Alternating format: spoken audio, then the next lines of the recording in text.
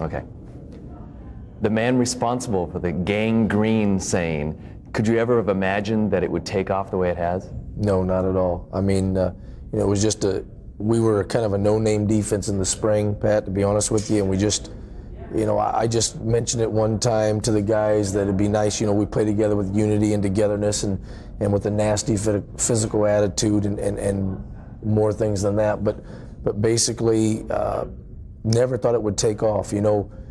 It's dangerous when you have a name like that because it can turn on you if you don't play very well. I think that the gangrene defense became very popular because we were fortunate enough to have a group of young men that played like gangrene and a group of assistant coaches that coached like gangrene. There was gangrene in the backfield, gangrene all along the line, gangrene was spreading with the whole defense, a most painful experience. He came with this gangrene. Gangrene, what is that? What? First of all, I thought that, that was already taken by the Eagles, the Philadelphia Eagles. So, but I didn't really pay too much mind about it. We was just about, our defense. Expectations were not that high. I mean, they'd been to a couple of bowl games, Independence Bowl, Freedom Bowl, but Oregon was not one of the preseason picks to be, a Pac-10 at the time champion, and the defense was okay. Not everybody else outside of that locker room really knew what type of talent we had, but we knew that it started with a change of culture, and we had leaders. We had more leaders that year than the previous year. With Chad Cota, Herman O'Berry, Danny O'Neill, Ricky Whittle, Dino Filial, and we all bought in. We knew what type of talent we had, but it was just, we needed to show it.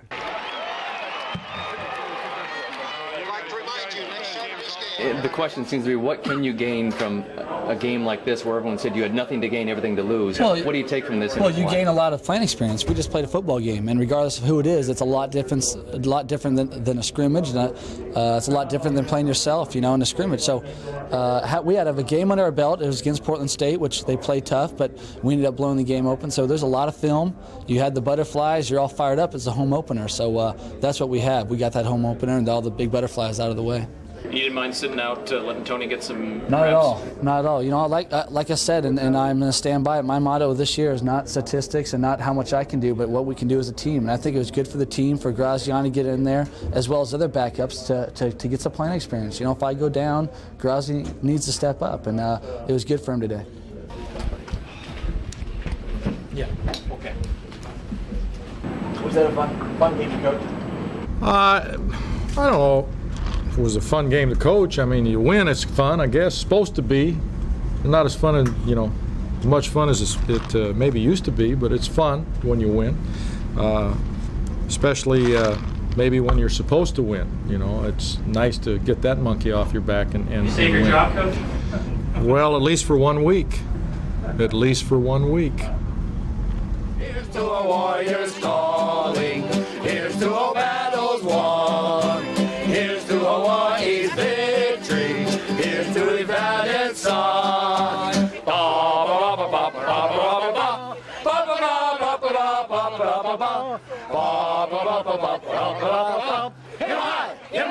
Come on, team, let's go! Here's to our dear Hawaii, here's to a green and white, here's to our alma mater, here's to the team with fight, rock, rock, rock. Here's to a warrior's glory, here's to a battle's won, here's to Hawaii's victory, here's to his valiant son.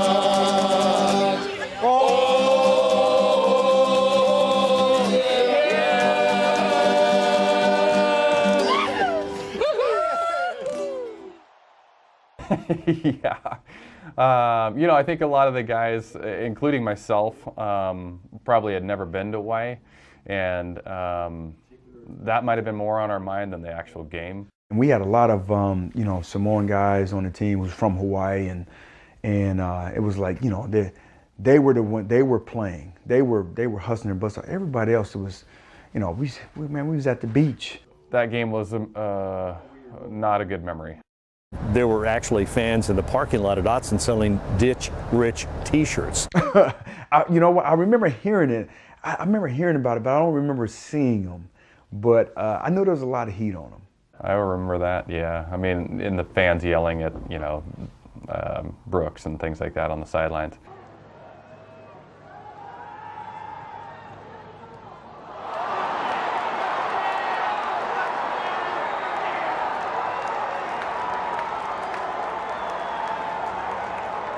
We're our own worst enemy. I don't care whether we play Squaw Canyon Institute of Technology next week. We've got to be better for 60 minutes than we've demonstrated in our first 3 games. Or otherwise, you know, we'll have a hard time against anybody. So we have to play well at a certain level, regardless of our opponent, and pick it up and make sure that we can execute in all phases of the game. What's the attitude of the team now? I mean, sometimes after a loss, you guys are just devastated, but I didn't really get that sense. I don't know. I don't know what the attitude of the team is. I'm kind of confused myself because I'm used to having a different kind of attitude, you know, around me. But, you know, in this atmosphere, I don't know. Maybe it's my youth right now, but I don't really understand the attitude of our team right now. I mean, you don't know what it is, or you don't understand the way they're acting? I just don't understand. It's like we work very hard. We work very hard in before the season and everything, and when it comes down to the real games, I really don't know what's wrong with the team then. I mean, it had to have been us not coming together or making mistakes, whatever it was. It was definitely us as a team that wasn't playing up to par. I think that if we can get together and pull together even more as a team, I mean, in the past we've pulled apart as a team when we started to lose. And we started 0-2 and went to the Independence Bowl the one year, and I liken this to that year. And I think that we're going to play a lot of good football, and if we pull together instead of apart. And we need to help our offense more, and our offense needs to help us more. It's not an offense-defense thing, you know. I mean, hopefully they won't turn the ball over as much, and when they do, we need to stop them. You know, we've talked all week about sudden changes. When we turn the ball over, our defense has to stop them, and we didn't. So I think we'll pull together. You'll see next week. You know, we had a players-only meeting, and we really, you know, we closed the doors, no coaches, and we really aired it out. And really it was about accountability to one another, about doing your job. Don't do anybody else's job, do your job. And we had buy-in. And it was, you know, when we watched film, it was, hey, if you wasn't going 100% or if you weren't doing your job, it wasn't just the coach, our position coaches or Coach Aliotti, he was, who was getting on you. It was the players. And honestly, that meant more. I know for me, if I wasn't doing my job or if I wasn't busting my butt to get to the ball, then it wasn't just I had to worry about Aliotti. I had to worry about the other guys who I was letting down. And so I think that was the change of that '94 season. I think a lot of the guys on defense felt like we needed to carry the team. I'm sure the offensive guys that hear this aren't going to like that, and we tease each other all the time, you know, when we see each other. But yeah, I mean, back then it was kind of like a, you know, defense, you know, wins championships type of attitude, and we kind of took that upon ourselves as a defense. I know for me, I was like, okay, we're 1-2, we got to get to 2-2, and Iowa was that next game. We knew what type of offense we had. I mean, we had some studs. We just need to get the ball in their hands. And we knew what type of defense we could, you know, a defense that's built on turnovers. And, you know, for us to get that on the first play, we knew we could start something, especially on that game. I've got to let everybody know that Danny O'Neill last night spent the night in the hospital. He had an infection on his ring finger of his passing hand, and he went in to get intravenous antibiotics and did not know whether he'd be able to play until the pregame warm-up. It was still swollen and sore, and I admire the effort he made out there today. I knew it was bad because, you know, Danny, he was 180, maybe. But he was one of the toughest guys on the team. Yeah, it was tough. The last 24 hours have been tough. You know, spending the night in the hospital, not getting much sleep, and coming out, not even knowing you're going to play until virtually about 10 minutes before the game. And the coaches, I told them I could go, and they had enough faith in me and to go with me, because I'm sure that they were thinking, oh, hey, you know, we're not sure how well he could perform, not sleeping last night, having a swelled up hands, but they went with me, and I just I appreciate that. But you know, today's team performance had nothing on me. I simply just handed the ball off and made the right checks and completed a couple third down conversions. But this was by no means any great performance by me, but just a great performance by, I think, the offensive line. There's still a lot of things we got to do better. I mean, it doesn't take a genius to figure that out, but when you score 40 points on a Big Ten team coming into your stadium and get out of there with a win, I got to be pretty happy with it. Honestly, I feel like we're looking good going into the Pac-10. I honestly feel like we can compete with any team in the Pac-10, and it's going to show. It's really going to show.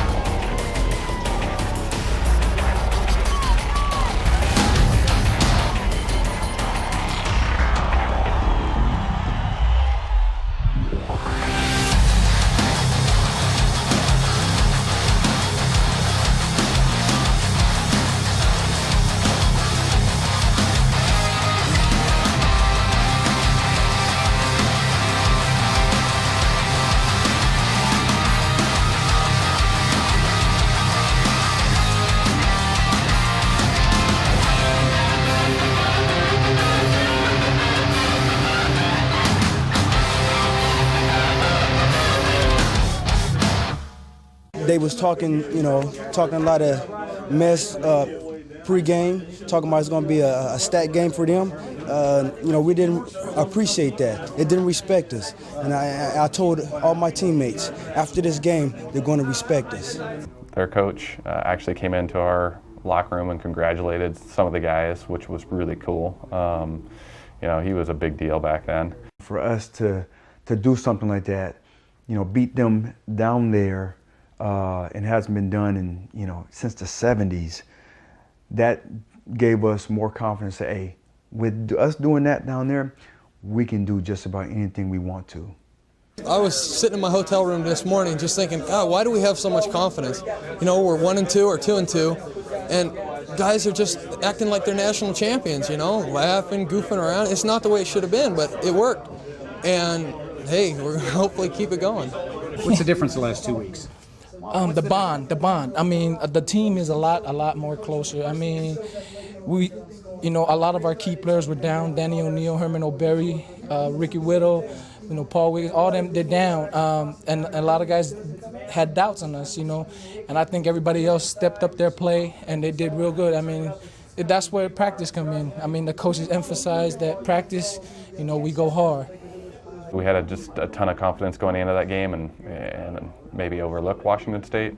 Washington State, Pullman's a tough place to play too. I'd say just every bit as tough as playing at SC. You get the fans that are basically on top of you, and they're some pretty rowdy fans. We're still, I think, a good football team. I think we ran into a buzzsaw today in Washington State's defense, and we've just got to regroup now and find the effectiveness we had and hopefully keep the skill people healthy that are practicing all week so that we can execute our game plan a little better next week. After watching that game, taking our licks, we wanted our standard defense to be higher than what it was. And when we went to Pac-10 with the Palouse Posse, you had the Arizona defense, and in our defense, and then of course Washington's, there was a certain level that we wanted to reach, and we wanted to be the best in the Pac-10. And we saw against Wazoo what a really good defense looks like, and so we had to step our game up. All right, hey, we lost today, but we're coming back, and yeah, we're coming back. So next one is Washington, and they were good. Let's face it, they're the Huskies. They've been killing us for the last few years. It's time that we take the fight to them, I think. Yeah, That rival is, yeah, just as big, I think, as Oregon State. Nobody likes the Huskies that's an Oregon fan. You don't want to make the error, and I think we turned the ball over one time, and it leads them to their go-ahead touchdown. So that was what we were trying to do. Don't make the negative play. We had tremendous confidence in our offense and what they could do. I don't care if we was on the 1-inch line. Didn't have a ton of confidence because we did, we weren't doing a lot of big drives against Washington. So yeah, I mean that was a drive that most Oregon fans won't forget either.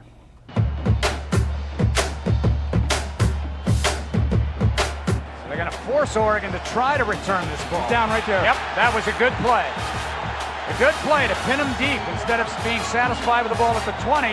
Patrick Johnson slips at the 2. O'Neal to throw the deep out. He's got Ricketts and he has some room to run. And he is down at the 38-yard line, Russell Hairston and Lawyer Malloy, but that is a big, big play. Here comes the blitz. The out pattern, caught by Patrick Johnson, first down at the midfield stripe. Comes the blitz again. Here's Ricketts. And he's moving upfield. He's not to be stopped. First down at the Husky 29. Reggie Reeser and Malloy again, but Ricketts showing some strength. O'Neal with a half roll, and now he'll keep it. He's got a chance for the first down, and a great effort. He might have it with a second effort. They stretch him out, and it is a first down. Here come the Huskies on the blitz. There goes Whittle into the secondary. He was almost free for a touchdown. Ink Aliaga tripped him up, or it would have been 6. Russell Hairston then fell on Whittle. They'll give it to the fullback, Dwayne Jones. Dwayne Jones rumbling. Dwayne Jones to the goal line and scores! How does that make you feel after, you've taken a lot of flack in your years? It's about time not be able to do that. I hope it tells everybody to shut up and get off my back, quite frankly.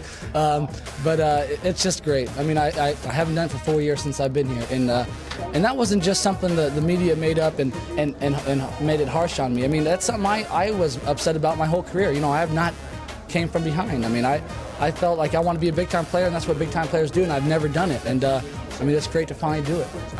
I'm pleased for our team that we could take the ball 98 yards and take the lead, and then for our defense to make the play. And does Kenny Wheaton step up big or what? I mean, he's just an amazing football player for a redshirt freshman.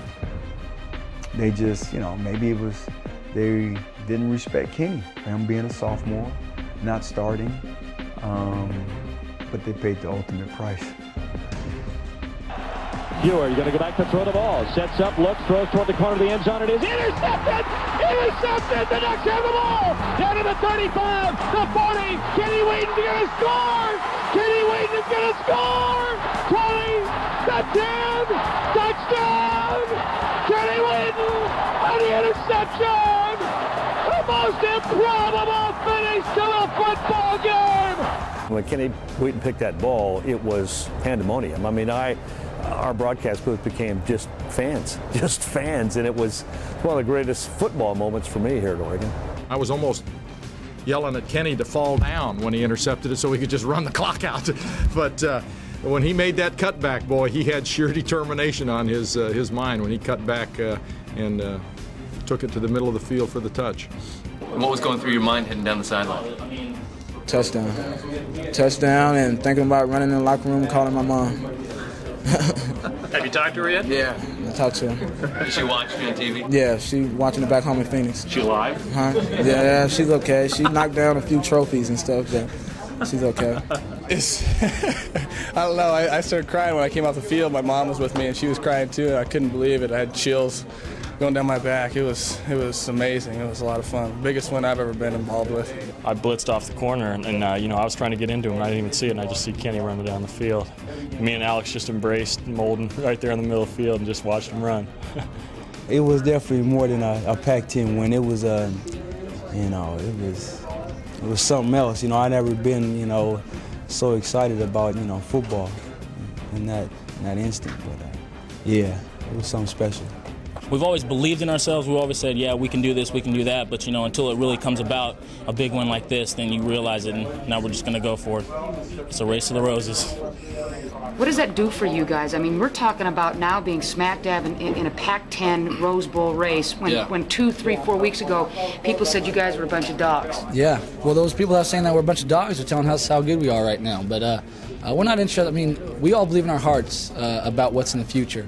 But we know darn well that we got Zona coming up this week into our house, and they're undefeated in league, and we have to knock them off. That's all we're thinking about, but not past that. How long do you get to enjoy this thing? Because it doesn't get any easier next week, and of course, with all the emotion of this, I mean, the worry is maybe emotional letdown against a team you want to beat. Yeah, we can celebrate tonight, and then come tomorrow and Monday. We got to get back after it. Because I'm even thinking about Arizona right now, and the rest of the season. So this is a great win, and we can be excited for a little while, but we got to get back to business come Monday.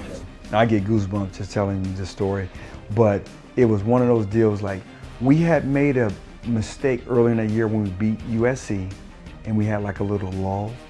I don't care if it was in practice or meetings or whatever, but when we went up to Washington State and we lost, we made it like after that game, we was just, hey, put it away, enjoy it tonight, but then the next game against Arizona, we're gonna make it right.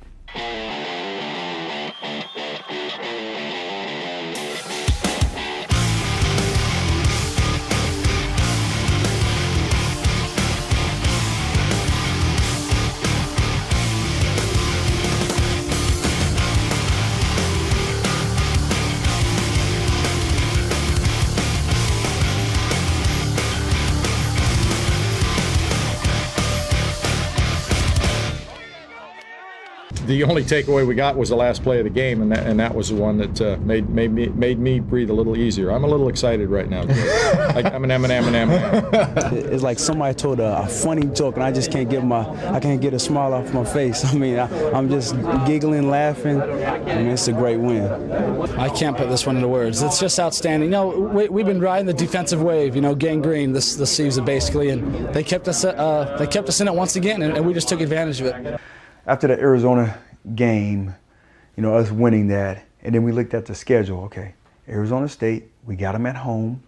Felt pretty good about that. Stanford, down there, and then Oregon State. We was like, we can do this. It's a perfect rivalry matchup. Chance for your in-state rival to take you out of a Pac-10 championship, keep you out of the Rose Bowl. And it doesn't get any better than that if you're a rival. It seems like when you play that game, it doesn't matter your records. The way I feel right now, we came too far. Can't nothing get in our way now. We're going to go out here and we're not going to take them light. We're going to go out there and we're going to play them tough because that's rival, that's civil war, and I know they're going to be up for it, but so are we, and we're just going to go and we're going to try our best to take it to them.